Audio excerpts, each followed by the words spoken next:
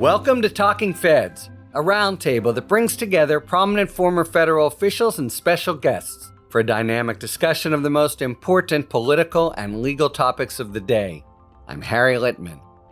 The Elon Musk era of government came to a sudden and unceremonious close as the architect of DOGE, the so-called Department of Government Efficiency, took his leave from the administration, battered and frayed from his own wrecking ball governance.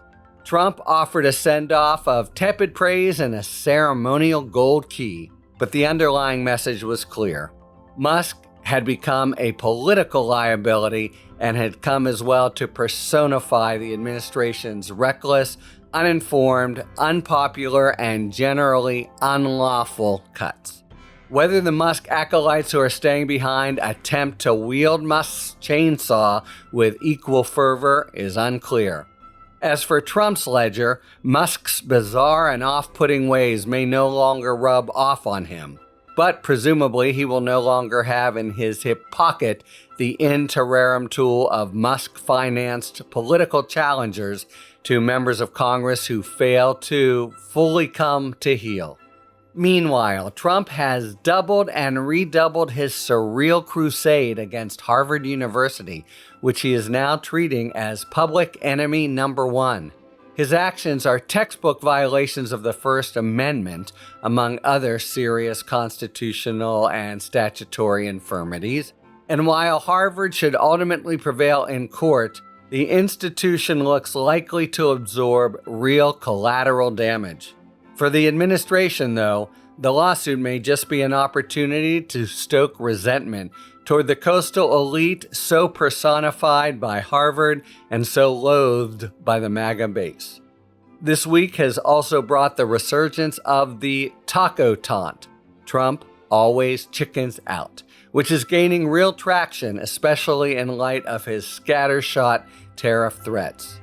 Trump's erratic, ill-informed tariff policies have become a punchline in markets that now price in his unpredictability. But, perversely, that very reaction may be enough to draw the thin-skinned, economically illiterate president back into full-blown tariff mania. To make sense of Trump's spasmodic attempts to exert control over virtually every facet of American life, and the pattern of lurching governance that leaves chaos in its wake, we're joined now by three of the country's most respected and incisive analysts. And they are Senator Barbara Boxer, a former U.S. Congresswoman and senator from California who served in Congress from 1983 to 2017, where she was one of the most stalwart liberal voices. Before her work in Congress, she was on the Marin County Board of Supervisors and became the first female president of the board. Her memoir, The Art of Tough, Fearlessly Facing Politics and Life, was published in 2016. Always a pleasure to welcome you, Senator. Thanks for being here. Great to be with you. Mara Liasson, a national political correspondent for NPR. Mara's reports can be heard regularly on NPR's programs Morning Edition and All Things Considered. During her tenure, she's covered 7 presidential elections. Before her current assignment, she was NPR's White House correspondent for all 8 years of the Clinton administration. Mara, thanks so much for joining. Happy to be here. And Stuart Stevens, a former GOP strategist and one of the premier in the country. He's now a senior advisor to the Lincoln Project and a principal at Resolute Square, a community of strategists fighting to end right-wing media's stranglehold on our democracy. He is also the author of 9 books, the latest being The Conspiracy to End America: 5 Ways My Old Party is Driving Democracy to Autocracy. Thank you very much for being here again, Stuart Stevens. Great to be here, man.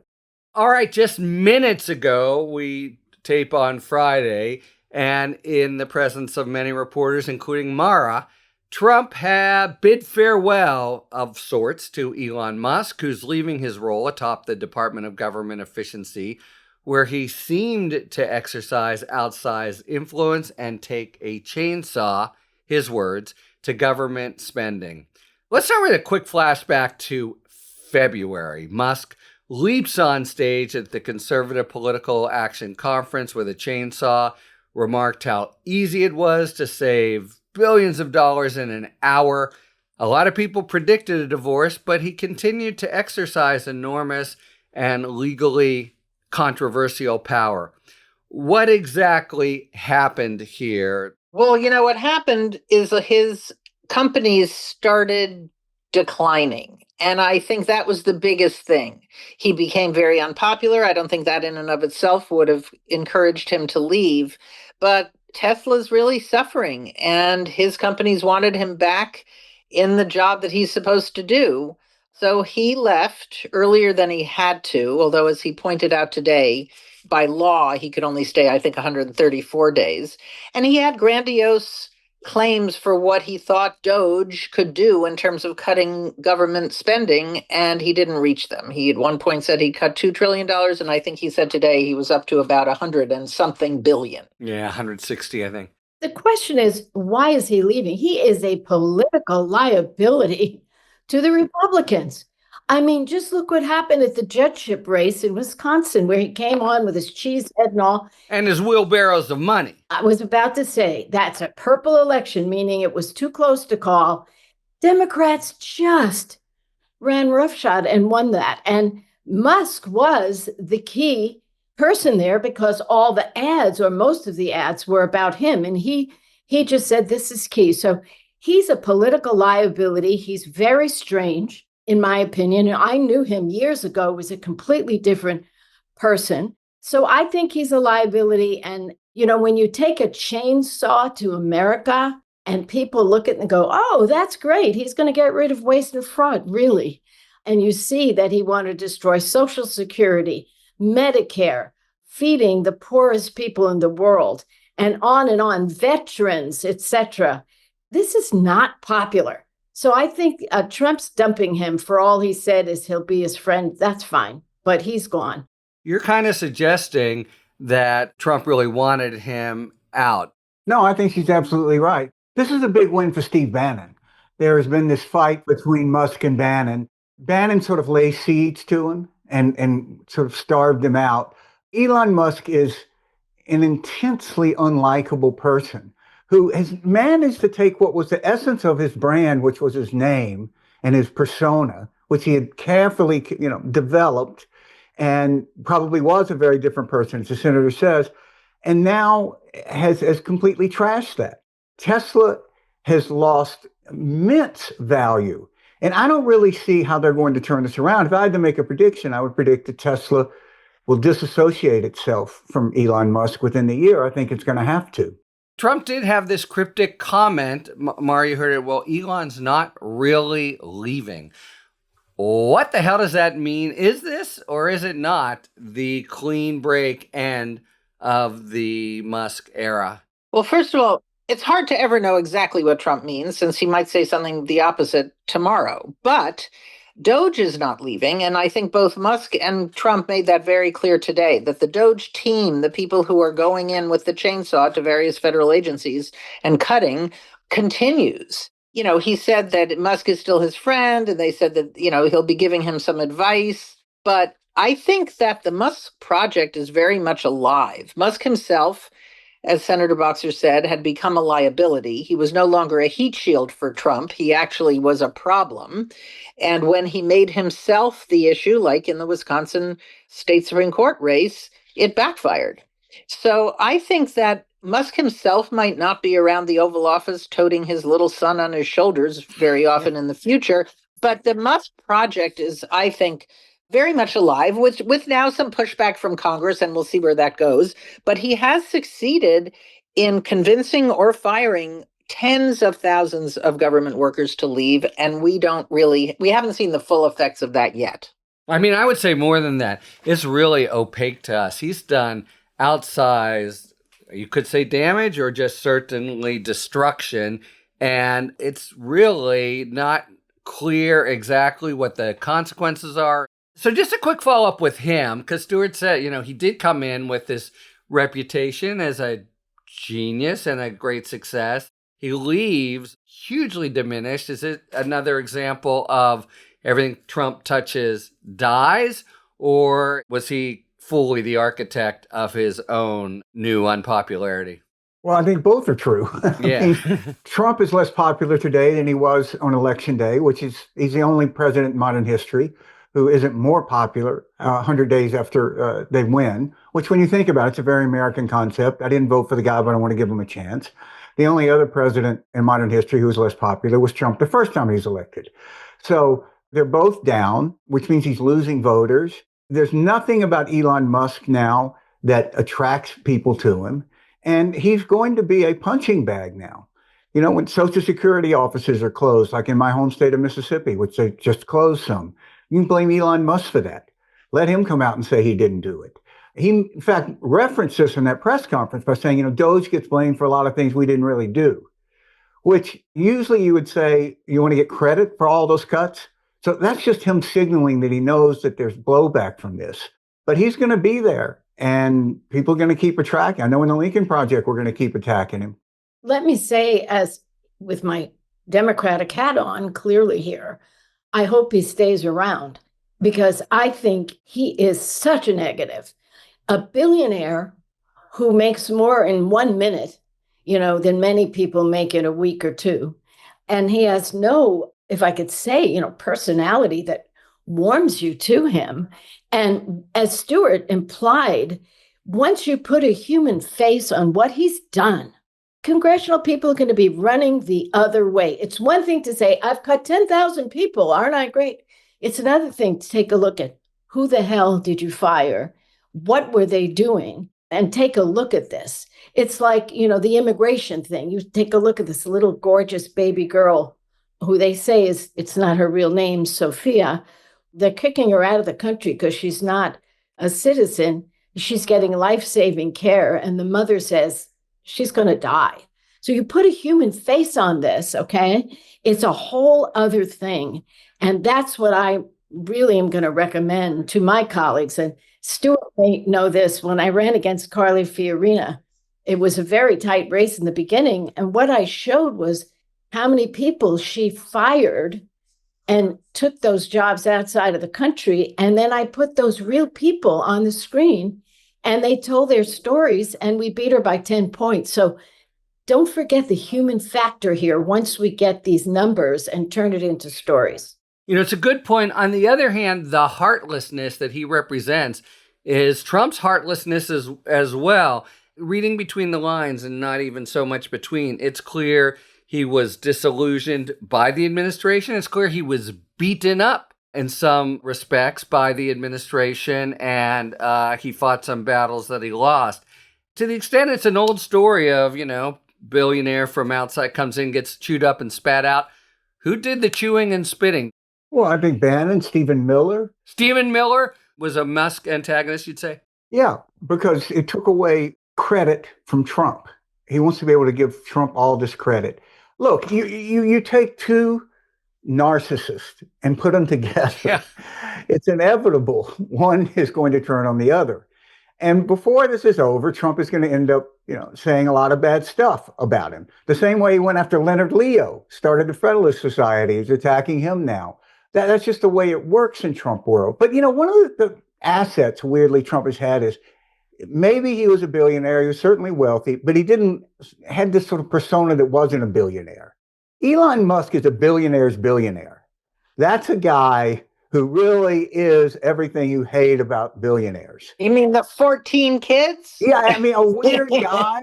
This is the family values party. It's another whole thing. But how this bizarre group of South Africans came to have such power in America is one of the more astounding aspects of this whole Trump moment.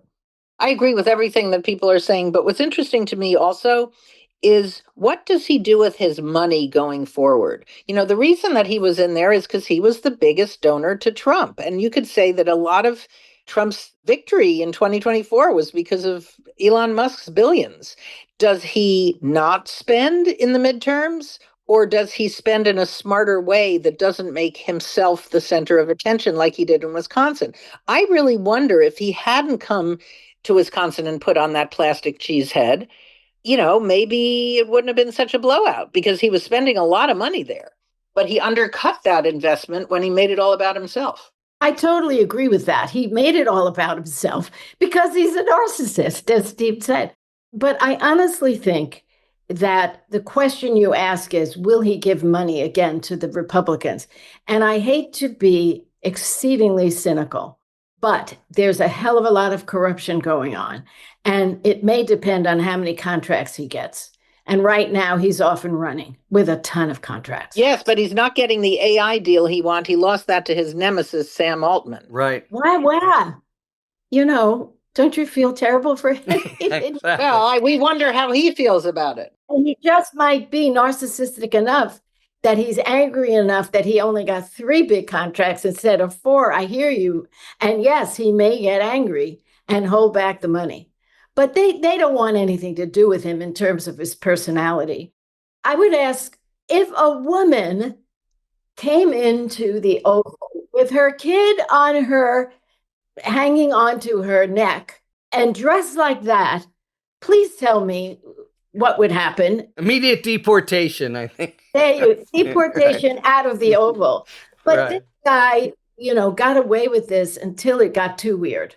Well, let me ask this then as a sort of exit question. I mean, it seemed pretty clear to me that during the campaign, Trump needed Musk more than vice versa. But after the election, it was going to change. And therefore, his days were going to be numbered, although he did hang around a lot. In retrospect, was the whole bromance with Musk a blunder? Well, for Musk, it certainly was. And if I ran the Democratic Party, I would start talking about nationalizing Starlink and nationalizing SpaceX. They say that there's a national emergency here that means that we have to do all these other things, like with the Right, border and everything. I would say, great, let's start with that. Because those are 2 assets, and he's so deeply embedded in national security. This weird guy who, as the Wall Street Journal pointed out, has a long history of drug use. There's good reason to do that. And Democrats should elevate it to that level. It's interesting those drug use allegations are breaking right now as he's on his way out the door. It's going to have ramifications because I think Democrats are smart enough, and the Lincoln Project smart enough, very smart, to not let America forget this guy and all the pain he brought, which we're just about to see when we start putting a human face on. I'd love to see the Lincoln Project. Just talk to the people that were fired, what it did to their lives, what it did to America, where they were helping others. People are now starting to come out and talk about how they can't get their Social Security check fixed. It's a mess. People are suffering. Social Security is the main source of income for, I don't know, like huge numbers, maybe 50% of recipients. It's their main source of income. So it's so much pain and so much hurt. And all we know now is the numbers, but we don't know the faces. And I actually think that the people who are having trouble getting their Social Security checks are going to be much more sympathetic to voters than even if you put a face on a faceless bureaucrat, somebody who's been fired. I think the people who can't get basic government services that they believe correctly that they paid for, that's going to be a powerful message. I agree. And I think another set of faces are all the people that USAID used to help, and for no reason at all, they're in the middle of treatments. The plug is just pulled. I mean, people have died already, and that's got Musk's signature on it. And you know what? It's not only clinical trials like that abroad, but here at home, they've pulled the plug from clinical trials, from cancer research, where people, and I could tell you all the years I served, your heart would break. People would come, they have children with ALS, certain types of rare cancers. Get me into a trial, give me the hope. And to think that those programs would be pulled, it's just an outrage. And I do believe, even though not everybody has a heart, most Americans have hearts. And I agree that looking at the faces of these human beings, these citizens who have been so hurt, it's going to make a big difference in the next election. It really is administration hope killer. Okay, so we'll see how that develops. I wanted to move now to what is the most nasty no holds barred fight Trump's picked at the moment, namely his, to the death war against Harvard, the country's oldest university. I'll do a very quick legal note to just say we have this totally promiscuous, over-the-top assertion at every turn of emergency powers, and that's what's been invoked here. But, a federal judge has kept in place a block on the attempt to bar international students. But still, we are in a total, mess. On the ground at Harvard, you have the students themselves not knowing what comes next. The judge herself said people are terrified. I think as a lawyer, I'll give you my opinion. I feel pretty confident about Harvard's going to win this. It's such clear First Amendment violation. But the costs still, I think, are going to be enormous. And, fighting is better than capitulating. But what's your sense about, the overall impact of this? Well, I think one of the fallouts, sometimes it's hard to look for a rationale behind something that Trump does because it's just to exercise power and to dominate an institution that he thinks is not in the MAGA universe. And that's certainly part of the Harvard thing. But if you look at the people that he wants to bar, international students, some pretty impressive percentage of foreign students who come to the United States go on to start big companies in the United States that really helps our economy, and they're engines of innovation and technological advancement. And it seems to me that if you're going to talk about immigrants, the ones that are unpopular, where Trump is politically more advantaged, is when they're tattooed alleged gang members. But foreign students coming to Harvard and other universities, and these are the best and brightest in their countries, of course, plus they pay full freight, they're a lot closer to the people who would buy that $5 million Trump gold card. In other words, they're more like the kind of immigrants he wants, or he says he wants. People who have come with brains and talent to invest in the United States. So the bottom line is this will make America diminished. And it's yet another kind of shoot yourself in the foot. Get rid of scientific research, cancel all these grants at universities around the country. Who needs NIH? And who needs all these really smart international students that used to come here and make America great and more competitive? And I think, we're just going to be poorer for it. Yeah, if I could just add to that, I agree with everything that's been said. I did look up the number. 30% of the new businesses every year are started by immigrants. And we know small businesses are the engine of our growth. That's why I look into the future and I get so frightened, because it's small business that's getting hurt, by these tariffs. That's another issue. But I want to put something on the table to see what everyone thinks, and maybe it's just, off base. But I think there's a certain jealousy that is moving Trump, because he's not an ordinary president who thinks about the good of the country. Everything is personal. So if you thought that Harvard was a person, okay, Harvard represents excellence, brilliance, wealth, freedom.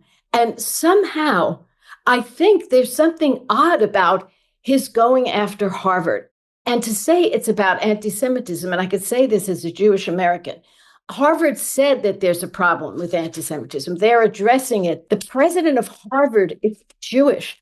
So using, it seems to me, anti-Semitism in this fashion is so wrong. And this whole thing is a danger, because not only are these immigrants, they enrich the lives of our people. This is a global marketplace. I don't care what Trump thinks he's going to do. It's going to remain a global marketplace. And I'm a person that fought against that so many years ago, against NAFTA, but we've moved on and we're in a different time. So those are some thoughts I wanted to put out there. I think that Trump has done something would have seemed impossible. He's made Harvard the underdog. Yeah. Which is really, you think about it. Harvard has an endowment of $53 billion. Okay. The national budget of Ireland is $10 billion. So they could run Ireland for like 5 years by themselves, And I think they're going to lose. And this is going to be one of the great moments in Harvard's history. It's like these law firms. Why couldn't these law firms see that by fighting and winning, they would increase their value? And because he went after Harvard, and Harvard now is going to be the most prominent one to fight this of these universities, What's this going to do to the admission? Who's going to want to go to Columbia or go to Harvard? It's going to up Harvard's desirability, which is really extraordinary. It's just a case of where, like, Trump, he blunders into these things because it's all about his emotion. And he doesn't think through. He doesn't have any idea of what the ramifications are. He can't look downstream. There's no 5-dimension chess here. It's just emotion. And emotion is a bad way to run a country. Yeah, and very thin-skinned at that, right? So, Senator, I totally agree. We don't know what personal, did Barron not get in or whatever. But, I mean, one thing I will say that does fit a script of sorts is can't get more elite than Harvard, to the extent part of what the engine of MAGA is resentment at the supercilious, liberal elites. Well, Harvard fits that bill for sure. Supposedly, as with the immigrant battle, the White House says that as long as they're fighting the battle against Harvard, which they are going to lose, but this seems to be a battle they like. That's the supposed word from the White House. Great. We'll do it all the time because our people love kicking Harvard in the teeth. I just wanted to point out what you said that, liberal. Ted Cruz went to Harvard Law School. So did Barack Obama. There's a lot of right-wing people who went there. And what they learned is freedom of speech, freedom to say what you want. And this is anathema to this president because he wants to be a dictator, a king, you call it what it is. And he's trying to undo the forces of freedom in our country. And Harvard's one of the forces of freedom on both sides of the aisle. Last point I'd make is I read that now Trump is mad at the Federalist Society because they're free trade. And Leonard Leo, yeah. Yes, and he used by name. He's dissembling. People in this country, we do like our freedom. I can't think of an institution or person that he's kind of loved all the way through and consistently. And I think that's an indication of just how nasty and personal it is, and combined with a sort of paranoia. Trump talks so much and says so many things, but I do think one of the things he ever said was in 2016 after the Nevada primary when he was ticking through all the groups that he won. I won with college educated. I won with this. And then he said, I won with the poorly educated. And then he stopped and said, I love the poorly educated. And I think that's kind of it in a nutshell. But in terms of doing this because this resonates with his base. He is someone who is focused 99% of the time on his base. And yes, why not punch Harvard in the face? They're the perfect avatar for everything MAGA hates. It's kind of like we used to say Trump has a cable news business model approach to politics. You don't need to have a bigger audience. You just need to have the people you do have watching you 24/7. So that's the most important thing to him, that they're intense and they're loyal. He doesn't care if he's turning off independents or if he's not expanding his support. And don't forget, he's a lame duck, which for most people, most presidents would mean he's weaker. But in this case, he's more unfettered. I just want to add to the points of view you made about how short-sighted it is and how the real victims are not even the Harvard students, much less the Harvard reputation. We mentioned 5 of the top 10 companies in America are led by immigrants. Nobel Prizes, we have the most, but more than half of the Nobel Prizes are by people born elsewhere. It's just been so critical and so robust, this partnership between the universities and the governments dating from around the mid-50s. And it's produced this total bounty of advances in medicine and health, all kinds of things. And that's really, stripping that away and trying to bring Harvard to its knees. He'll often try to withdraw and declare victory when he's being fought. I'm wondering what you think if you're Columbia. I mean, there are others who are already on the receiving end of his blows here in the billions of dollars, even though it's most on Harvard. But I think Brown, Columbia, Cornell, University of Pennsylvania, really a lot. So, you're a university president or a foreign student who could go anywhere. Is your world kind of upended in the way sort of the markets are? You're hunkered down, waiting to see what happens next? Well, let me speak from the standpoint of a Californian, because USC, as an example, has a huge number of foreign students. I think Trump showed some weakness the other day. I listened to his things that he says. He says so many things you have to cut through. But he said, yeah, I want the good. This is him very recently. I want the good students here. But, 34% like Harvard has, that's too much. What about, I think 25%? That I could see. Quotas. He wants quotas. It's like the tariffs. It's like the tariffs, which we'll get into. But, he's backing off a little bit of this because everyone is telling him, and I'm sure the markets are telling him, what are you thinking? Because so many of us have already made the case as to why it's shooting yourself in the foot to say goodbye to these students that are making America great and on the cutting edge of technology. I think the people who are cheering Trump on the most are those who are on the waiting list to get into Harvard. That's great. They can move up. They'll have a shot here. Yeah. Okay. Well, the thing that just strikes me about this, if he were to succeed, and he won't, but to actually strip away in bureaucratic fashion all international students, for example, he is wanting to actually land mortal blows. And I will just say to you, Stuart, I think the people at Harvard think it's best to fight, but I don't think they're as sanguine as you are about the consequences. Already certain cuts are happening. Already certain programs are being frozen. Remember, this latest effort, this, kind of dropping of the biggest bomb with international students, only comes in the wake of billions of dollars of cuts. So I think Harvard believes it's going to take it on the chin, and it sort of is forced into that position. I guess one final comment, I wonder what you guys think, is the framing of it by Trump, which is, it's all Harvard's fault. Harvard wants to fight. They want to show how smart they are, and they're getting their ass kicked. The way in which his nastiest campaigns all kind of assert that it's the other guy's fault, he's being forced into it, and, Harvard picked this fight. Well, it's almost like Harvard is Vladimir Zelensky. Nice. The fact that he's accused Ukraine of starting the war, that it's Ukraine's fault, they have no cards. At times it sounded like he was saying, if only you'd capitulate to Russia, we could end this and it would be, that would solve the problem.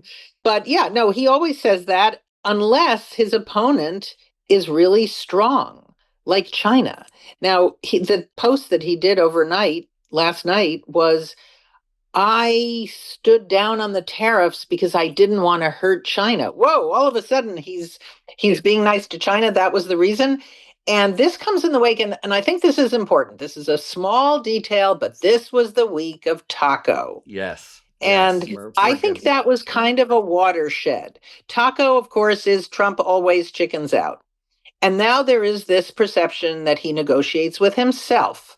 He punches himself in the face, shoots himself in the foot, cuts the tariffs in half without getting a single concession from China. And he's done this over and over and over again. Everything is always postponed or delayed or cut. And he's certainly not doing this with his domestic opponents like Harvard. But there is a sense that, he's kind of like the emperor with no clothes. In the end, if you fight back, you can prevail. And this is the perfect segue, in fact, to the tariffs, which I wanted to talk about. But I just thought you made a really great observation psychologically about him, which is he needs not just to dominate, but to humiliate. And I think he deeply desires on some psychological level to have his opponents feel deep regret that they ever crossed Donald Trump. If only you hadn't done that, you wouldn't be, and it's all your fault. Hey, Harry, before we go to taco. Yeah. And there's a whole new meaning when I think of Taco Bell now.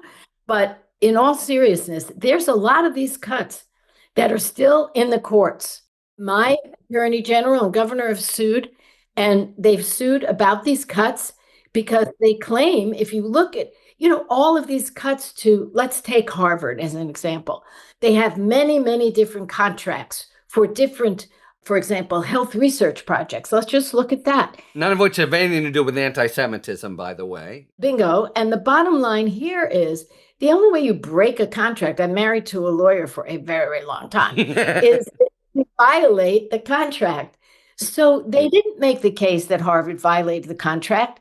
Christine Noem just got up and said, wait, it's not in the national interest, or whatever she said, or RFK Jr., who I don't understand anything he says.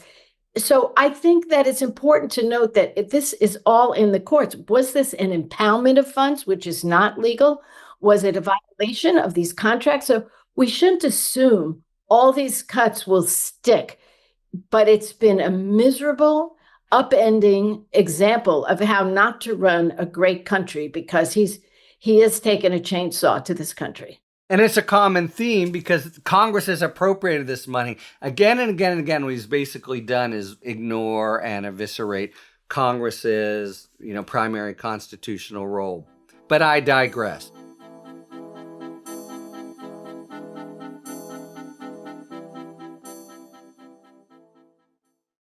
All right, it is now time for a spirited debate brought to you by our sponsor, Total Wine and More. Each episode, you'll be hearing an expert talk about the pros and cons of a particular issue in the world of wine, spirit, and beverages. Thanks, Harry. In today's spirited debate, we whip through the whiskeys to find out the difference between the three main types: Scotch, bourbon, and rye. Whiskey, spelled without an E, is produced in Scotland and Canada, whereas whiskey, spelled with an E, means it's produced in the US and Ireland and includes Scotch, bourbon, and rye. It's these grains that help define which type of whiskey it will become before it eventually lands among the thousands of bottles on the shelves at your local Total Wine and More. Now, let's talk about Scotch. Scotch is typically made from malted barley, blended with other grains, and that helps give it a little bit of a bite, making it more in an acquired taste. Bourbon must be made from at least 51% corn, produced in the US and aged in new charred oak barrels. The oak gives this brown liquid its signature sweet flavor. And then there's rye, which must be made from at least, yep, you guessed it, 51% rye. Rye is a type of grass in the wheat family that has a spicy, edgier flavor, adding a little extra kick you may not find in a bourbon. For a true test of bourbon versus rye, we recommend you pop into Total Wine, maybe grab a bottle of Scotch while you're here. But to really get to know the differences in Scotch, bourbon, and rye, start by talking to the guys at Total Wine and More, who are more than happy to talk day or night about whiskey, with or without an E. Thanks to our friends at Total Wine and More for today's A Spirited Debate. Okay, so let's talk about Taco and the tariffs. Look, it does seem to be his area of greatest inconstancy and backsliding, which is saying something. But the market seemed to have adjusted in some way to his erraticness and maybe reacted somewhat positively to his last trench back. Do you think, in other words, that the markets already incorporate the taco idea? In the 60s, not that I'm dating myself, I was a stockbroker. I was an economic major and I worked on Wall Street. And the big issue was always certainty. And if there's uncertainty, the markets hate it. We have brilliant people in business. They can adjust to the circumstances.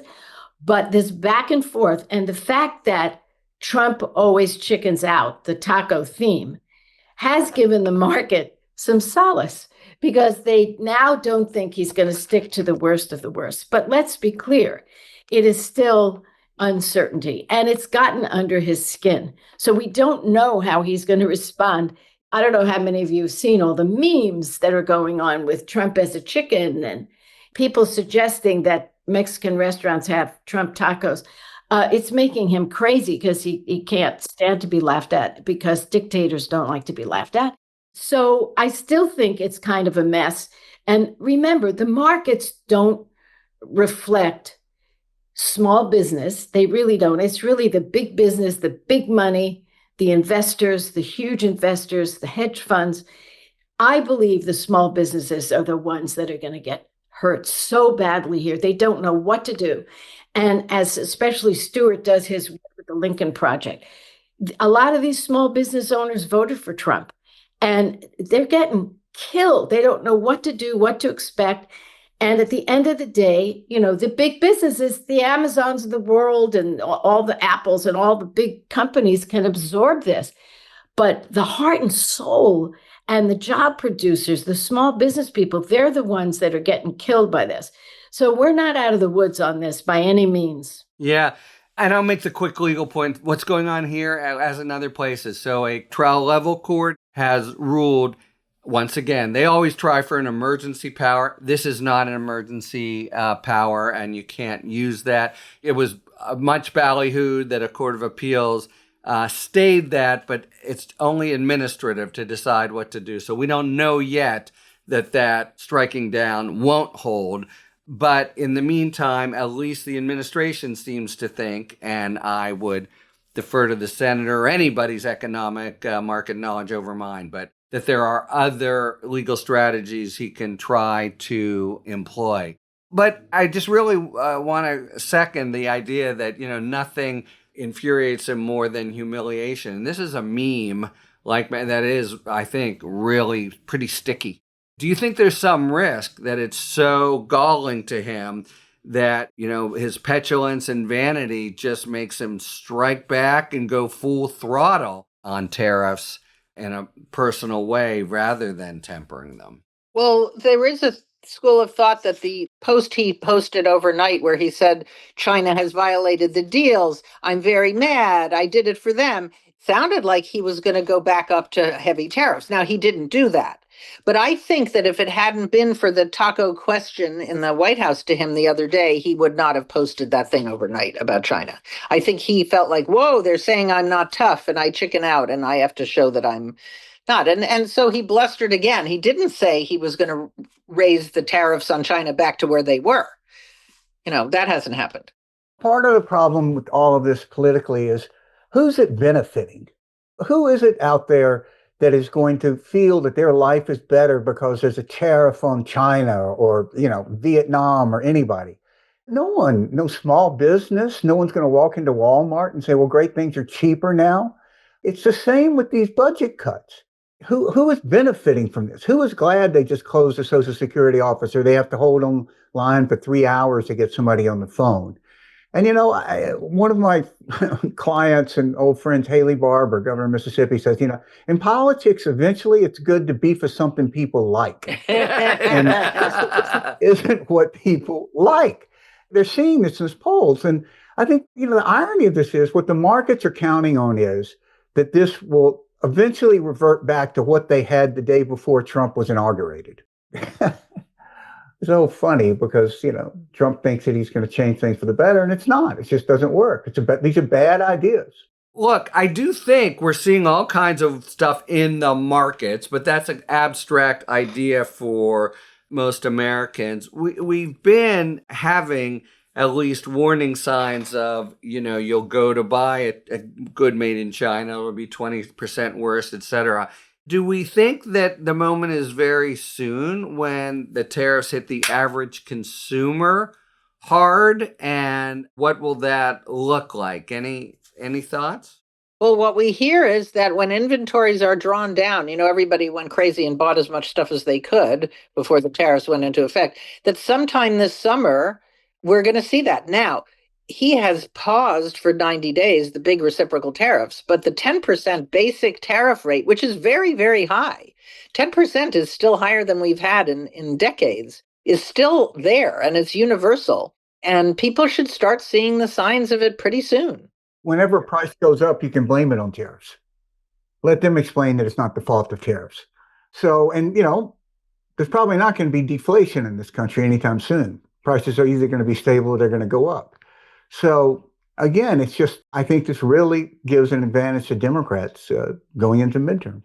And what about among big business, Stuart, or anyone? Because we did see a pretty strong march back to Trump in the months before the election, and big business folks were unabashed about cozying up to him. Has he lost credibility, would you say, with the business world where it comes to trade? Why did Jamie Dimon support Donald Trump? Why did Steve Schwarzman support Donald Trump? And what is better for their clients? What is better about the country? I find it so appalling that they couldn't think of sort of a larger picture. And it's not working. So I hope they get blamed for it. I mean, ultimately, they do have a fiduciary duty to their clients, and none of their clients are better off. Look, big business wanted two things. They wanted big tax cuts and deregulation. And that's a deal with the devil to close your eyes to everything else that they should, as really stewards of this country in so many ways, should have looked at other things, should have looked at democracy itself, but they didn't. And now they didn't expect these tariffs. I'm sure they thought that he would back off of that. But this tariff thing is a mess. And unless he listens to Wall Street on this, Wall Street, look at the Wall Street Journal. I think this is the stupidest thing. It's like waking up in the morning, you look in the mirror, you don't have any cuts and wounds on your face, and you start punching yourself. This is self-inflicted wound on the greatest economy. And all his chatter with the Fed chair trying to get him to lower interest rates and all the rest isn't working, because this whole tariff thing could lead to runaway inflation. So to sum it up, I think big business is appalled, quietly appalled. How many of them come out against him, remains to be seen. But I hope groups like the Lincoln Project, when they start to come out against him, will publicize it, because they have a lot of weight. What's so interesting about the taco trade, the Trump always chickens out idea, is the markets can now say, oh, we're going to go back to when we didn't take him literally. We know he's going to back off of every tariff threat, so we're not going to freak out. In other words, we don't know if we'll go back exactly to the status quo ante, because he's really changed the global economy. I mean, he's changed the certainty that Senator Boxer talked about. He's changed our credibility. Who would sign an agreement with the United States knowing that he would change it in 24 hours? So maybe big business is happy about taco. They want Trump to chicken out from all the big bombastic threats. I don't know what that does to the economy, but they're hoping he's a paper tiger. No, I think that makes sense. And is there any sense of who in the administration, with all the immigration stuff we've seen, like, okay, there's the Stephen Miller voice that seems to be in control. With the cultural stuff, Steve Bannon. Is there any half grown up at all on trade and business issues? Well, for a minute there, it was Scott Bessent. Bessent was the corporate whisperer. He said all during the campaign, don't worry, it's not going to go over 10%. Tariffs are just a loaded gun sitting on the negotiating table. They're just a tactic. And then when Trump was spooked by the bond markets and he decided to walk way down from the big tariffs on China, it looked like he handed the portfolio to Bessent. The markets heaved a sigh of relief. A grown-up is now in charge. But then Trump seemed like he was going to blow it all up again. Yeah, I don't like grown-ups here. So the answer is Trump is in charge of trade policy, and Trump alone. Yeah. I think that might be a refrain with the universities as well, and Elon Musk, the common refrain of the day, and the 130 days. Okay, we are unfortunately out of time. Thank you so much, Senator Stuart and Mara. Just have 1 minute for our final feature of 5 words or fewer, where we take a question and we have to answer it from a viewer, off to answer in 5 words or fewer. Today's question, taking off on Elon Musk's last day. What will Trump's goodbye gift to Elon Musk be? A key to the safe house. Well, he did give Elon a gold box today in the Oval Office, so I guess my thing would be inside that gold box is 5 words. Get out of jail free card. Oh, so good. I don't know, Stuart, nominations may be closed. I would say in that gold box was a list of Elon's children's names. Oh gosh, I'm totally defeated here. This is what I got. A gold-plated chainsaw. Thank you so much, Senator Boxer, Mara, and Stuart. And thank you very much, listeners, for tuning in to Talking Feds. If you like what you've heard, please tell a friend to subscribe to us on Apple Podcasts or wherever they get their podcasts. And please take a moment to rate and review this show. You can also subscribe to us on YouTube, where we are posting full episodes, talking books, and bonus video content.